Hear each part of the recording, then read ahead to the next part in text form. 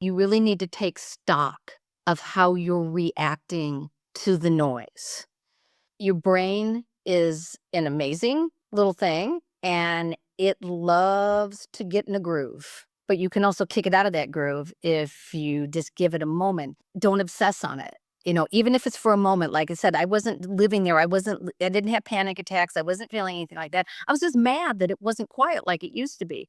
And I didn't realize how much I was mad about it.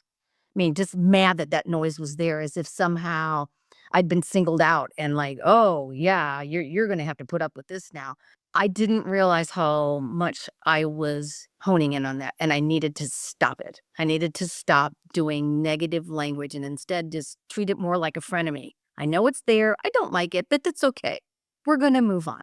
We're gonna go do something else, and we're just gonna ignore it because I know it's not gonna go away, but I'm gonna learn to ignore it. What did you use to get better, and how long did it take?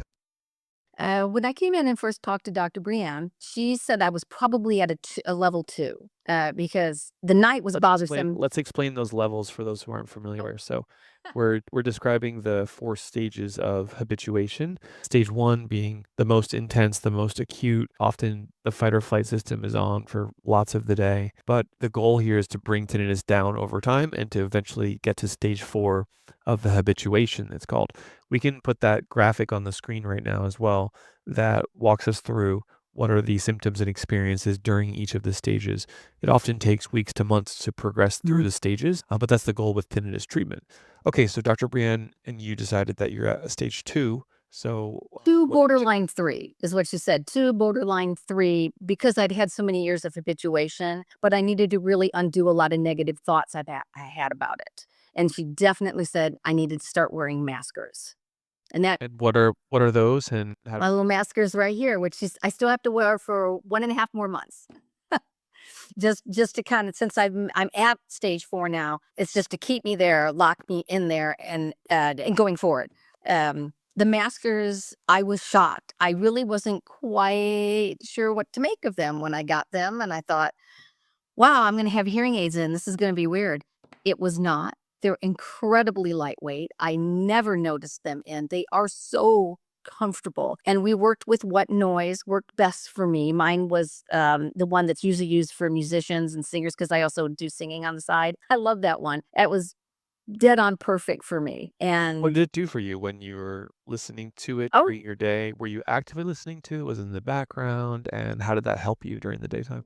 it really helped to divert. So instead of going, wow, my ears are ringing again, why won't they go back to where they were? Instead, I had this supplement noise that would go, yeah, I know they're ringing, but you can hear this other noise too, you know? Why don't you try focusing on this really nice calming noise and don't be so mad about the tinnitus? So the maskers made a huge difference. And with it was funny that within a week, I did notice that the frequency shot up in range and it got a little bit louder for like, I think it was about a 2-day period, which Dr. Brianna told me that might happen. And then it came right back down. So that was, again, she loaded me with a lot of information up front. She was excellent. And yeah, I can't say enough good about the maskers. They help so much with diverting because if not, you're struggling on your own trying to find something. I mean, it's a noise that's in your head, and here these maskers are going, "Yeah, don't listen to that anymore. Listen to this over here," and it's a calming noise. So it was quite nice. They made a just a huge difference, absolutely huge difference, and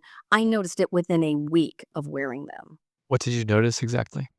I noticed that I wasn't obsessing about the sound. I wasn't going, "Why is it there? Why is it there?" Instead, I would go, "Yeah, I know you're there, but I'm gonna go listen to this other noise instead because it's a lot nicer." Sometimes when individuals might hear that, Linda, they might think, so you're just choosing to ignore the sound? I don't want to ignore it. I want a treatment. I want to reduce it. But at the same time, you explain that, what was once a 6 out of 10 during the day is now a 1 or a 2. So it seems like you simultaneously did ignore it and treat the tinnitus and reduce it. So how do we make sense of that? Well, brain does not like silence. It really doesn't like silence. It'll fill something in there, whether it's ringing or picking up on odd noises. It doesn't like silence. So if you have a way to cope with this, to put something else in its place, you won't be focusing on this loud ringing so much. The maskers made a massive difference. It said it was a tone in there, a consistent tone that allowed me to go over and listen to that and said this nice little pleasant tone that got me to stop going, yeah, but it's ringing. I need to focus on that ringing because I don't like it. I need to focus on it because I don't like it. And I'm like, why would you focus on anything you don't like? Stop it. Just stop that. And that's hard to do because it's habitual. I didn't realize I had habituated to grousing about my tinnitus. So, yeah, if you can stop doing that and start being more positive, you will, in my opinion, have quicker, better results. It is hard because you just want it gone. You don't like it. It's annoying. And I know some people have it to the point where it intrudes with their daily activities. I was fortunate I did not have that, but I still didn't like it. And I just wanted it gone. And instead, I had to take a breath and go, you know what? Follow treatment. Listen to what they're saying so that you can move forward. Because if not, you're just going to go right back in that record groove. And then you're going to think that, see, this didn't work for me. You got to follow it and make sure that you're doing the regimen. Because if not, you're never going to get out of that rut.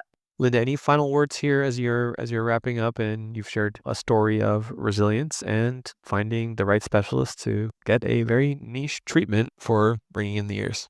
I would say that no matter what level you think you're at, whether it's you've just discovered it and it's horrible or you've put up with it for 30 years, there is a way to get help. You don't have to put up with it.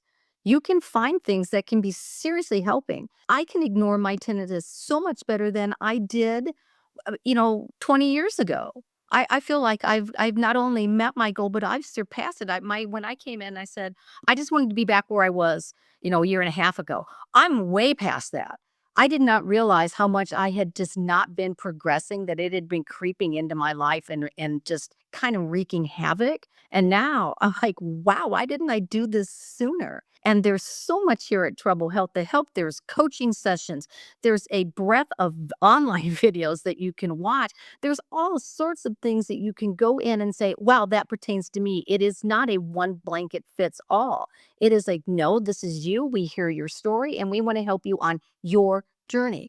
And I love this. I felt like I almost got handheld through the whole thing. Linda, your story is why Treble Health exists. So thank you so much, and um, keep on doing the good work and keeping your health as a top priority in your life. I am. Amazing. All right, we'll talk soon. Thanks so All much. right. Thank you.